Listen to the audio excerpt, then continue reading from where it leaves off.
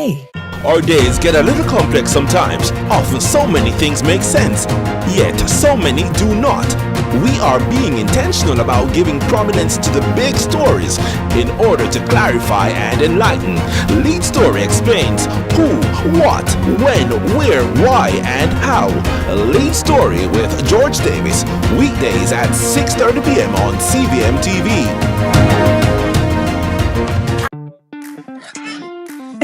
Hey you know all the people in your business? You should take advantage of CVM TV's unbeatable small business advertising package. Trust me. And get your goods and services in front of your customers today. For $150,000, you get a high-quality professional commercial. Plus 20 prime-time commercial spots. That's massive exposure at a fraction of the cost. Including on the #1 morning show in Jamaica, Sunrise. So don't wait. Call us on 658-208-5377 and see your business goals happen right here on CVM Television.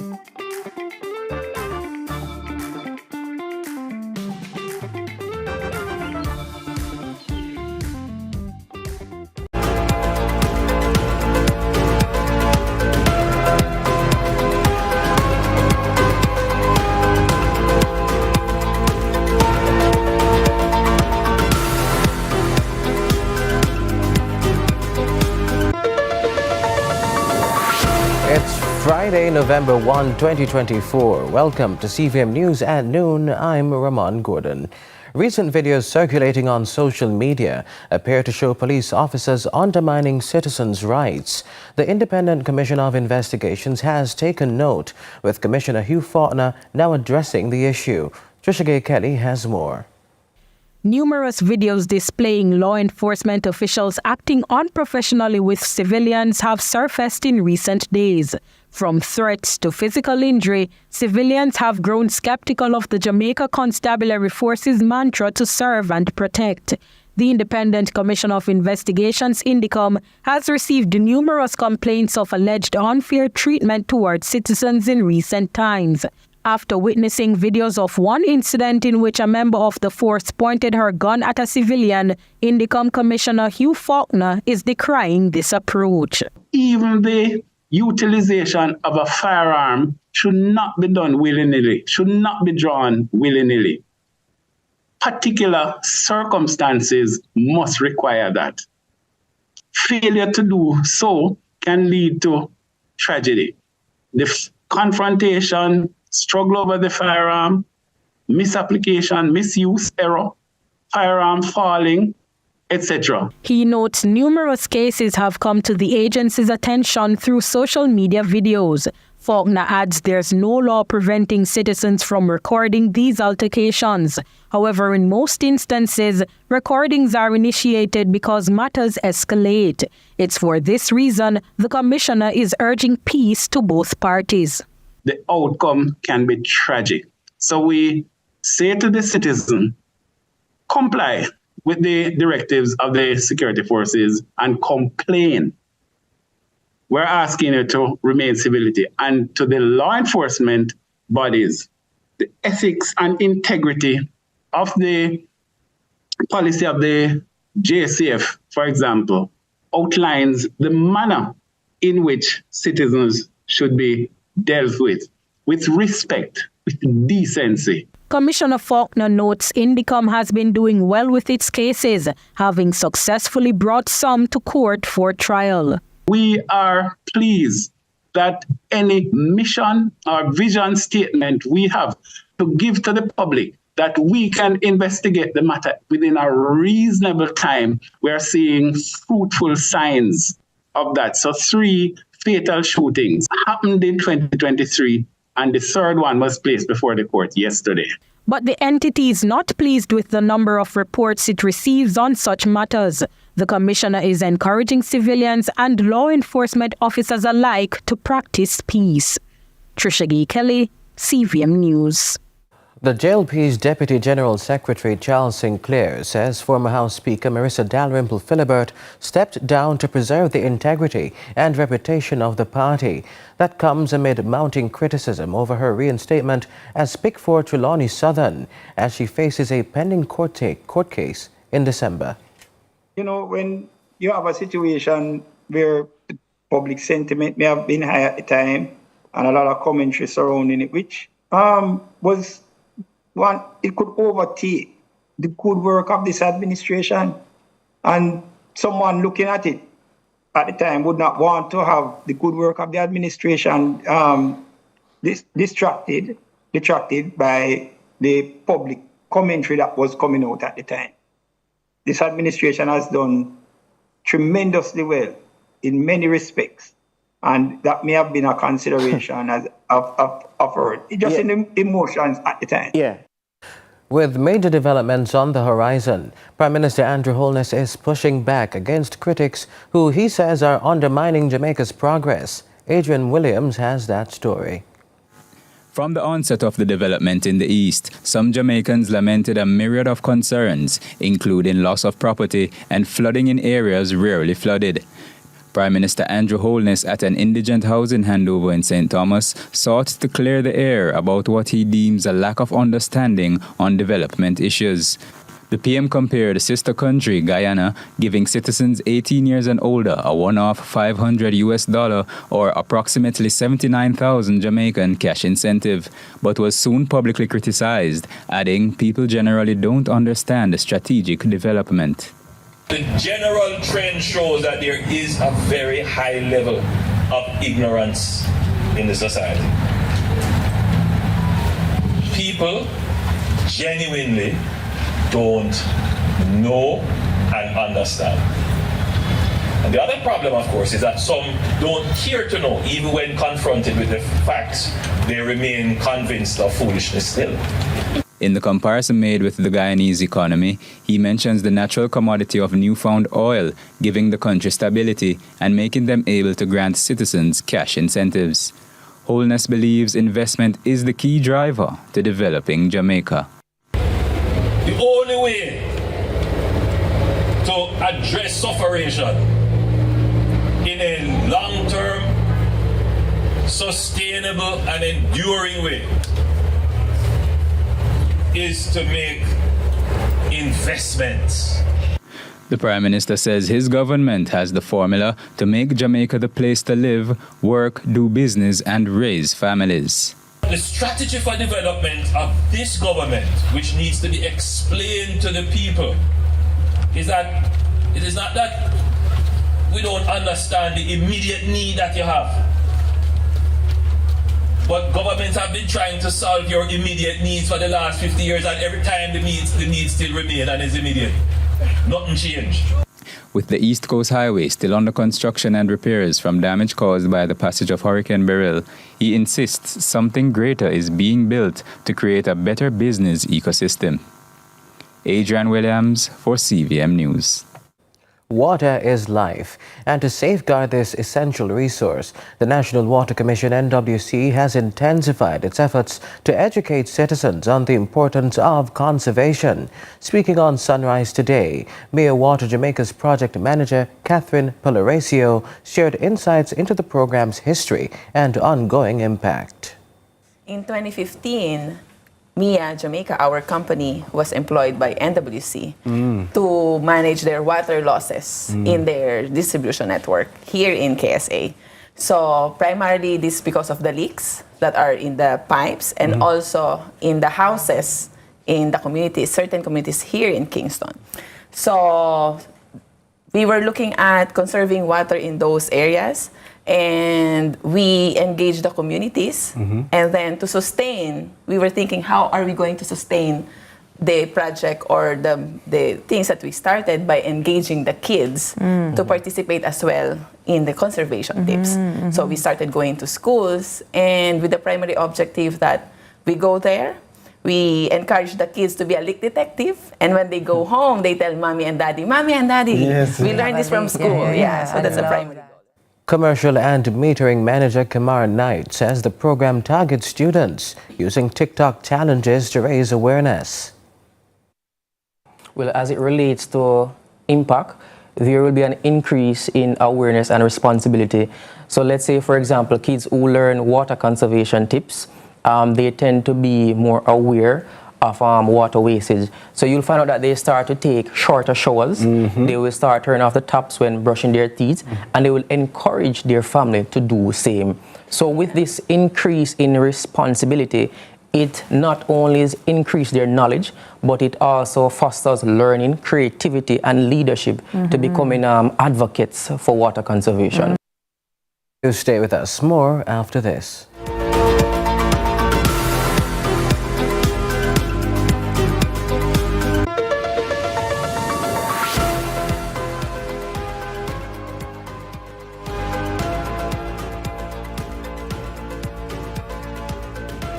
Jamaica Food and Drink Festival's Meat Street and the Market is back in partnership with the Port Authority of Jamaica. Saturday, November 9, 3 to 10 p.m. at the historic Naval Dockyard in Port Royal, Kingston. Food trucks, restaurants, and chefs galore. Enjoy CV pan chicken, Helsha style fish, gourmet pastas, veggie delights, street eats, and so much more. Guided tours, live entertainment, and kids zone. Park and ride with JUTC. Meat Street and the Market. Saturday, November 9. Adults 2,000, children under 10 free. Tickets at JA Food and Drink Kitchen on Cork, Constant Spring, Candy Craze Waterloo, CPJ Market, and Geno's Pharmacy Portmore. Pay with Visa or buy online at jafoodanddrink.com.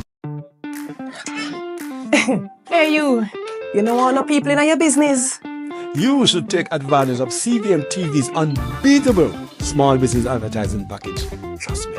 And get your goods and services in front of your customers today. For $150,000, you get a high-quality professional commercial. Plus 20 prime-time commercial spots. That's massive exposure at a fraction of the cost. Including on the #1 morning show in Jamaica, Sunrise. So don't wait. Call us on 658-208-5377 and see your business goals happen right here on CVM Television.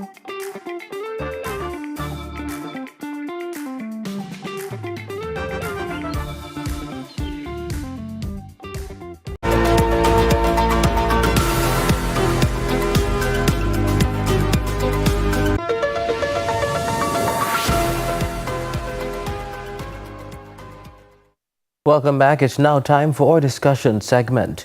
A social media video shows police in St. Andrews shooting and injuring a mentally ill man during an attempted arrest related to a reported robbery. It said the man threatened officers with a sharp object. The incident has sparked public concern, with many calling for increased support from psychiatric facilities. Joining us to discuss support for the mentally ill is Dr. Roger Roberts, Senior Medical Officer and Consultant at the Bellevue Hospital. Dr. Roberts, thank you so much for joining us. Thank you for having me. All right, let's dive right into the conversation. The issue of mentally ill persons attacking citizens isn't something novel, it's not new. But recent incidents have shown us how these situations really can escalate. How can community mental health facilities and, like Bellevue, work more closely with the community to help support these individuals effectively? Okay, all right. So that question is a bit layered.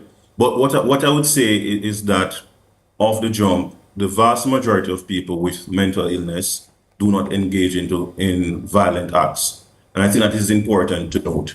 For example, we've got about 30,000 people living with schizophrenia, and only a small percentage of those individuals engage in any violent acts. Now, you asked about support for the dealing with these individuals in the community. The framework for that is already in existence. We do have community mental services. Usually each parish have access to a psychiatrist with mental health officer and psychiatric nursing aides. Now, on any given day for the parish, for each of the parishes, there is an on-call crisis response team. And I'm not sure why the police officers, upon assessing the situation, if they think that they did not know how to handle the patient who is having a crisis, I think that the crisis team should have been informed, and it should have been a joint operation between the police and the community mental health service. Doc, I wanted to tell our viewers more about that team. I don't think that's a program that many of us are familiar with, the crisis response team. Tell us about them. Right. So, of course, we are not where we ought to be, and I'm not going to say that the operation is optimal. But every single day, there is an on-call crisis team associated with each of the parishes in this country. Right? Of course, there's some limitation in the system whereby they may not be able to respond to crisis in a timely manner, which is something that we are working to improve. And the reason for that is that sometimes there's doubling up of the responsibility. They may be attending to patients in a clinic setting, and said individuals would be the one responsible to crisis in the community. Where we want to go is to have a total separation between the team that is offering care at the clinics and those that are responding to crisis within the community. As we know, crisis is unplanned, emergencies are unplanned, and what we need is a service where the team is ready to go once the call is being made. We started to explore some of the issues that you may be facing with handling these sort of crises. I wanted to talk more generally about some of the other challenges Bellevue Hospital faces in managing and rehabilitating the mentally ill. Speak to us about interactions you have with them, with family. Paint a picture for us. Right. So, you know, Bellevue has been in existence. It has changed its name from 1861. And a lot of people, they are operating off the impression that Bellevue is still engaging in institutionalization. At one point, we had approximately 3,000 mentally disordered patients living at the facility.